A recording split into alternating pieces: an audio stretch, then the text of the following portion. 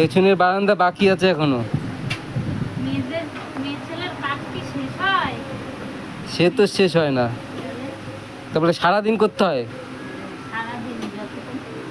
না বিছানায় উঠবা ততক্ষণ বিছানাতে নামবা, কাজ শুরু হয়ে যায়।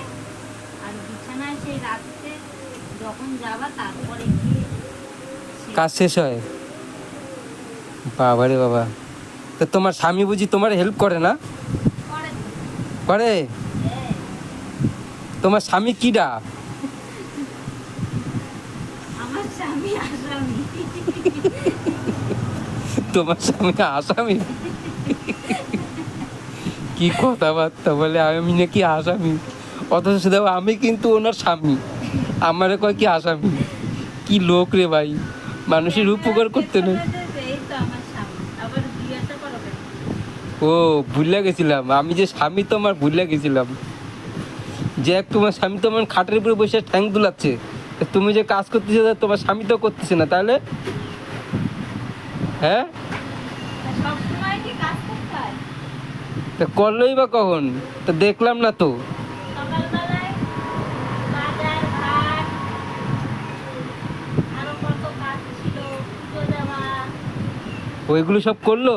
হ্যাঁ, বাজার ঘাট, পুজো দেওয়া, আর কি দর্জি বাড়ি যাওয়া, এইগুলি করছে সব করে টরে, তারপরে কি ঠ্যাং দুলায় উপরে বইছে?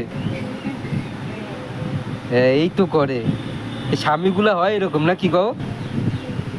কেন স্বামীরা কি সবসময় কাজ করতে হবে?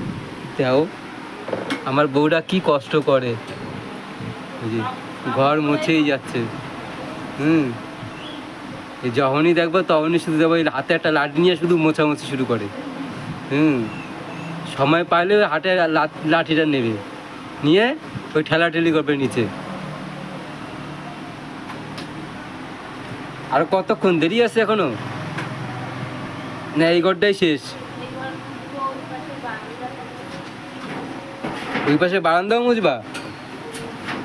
তা মোছো তুমি।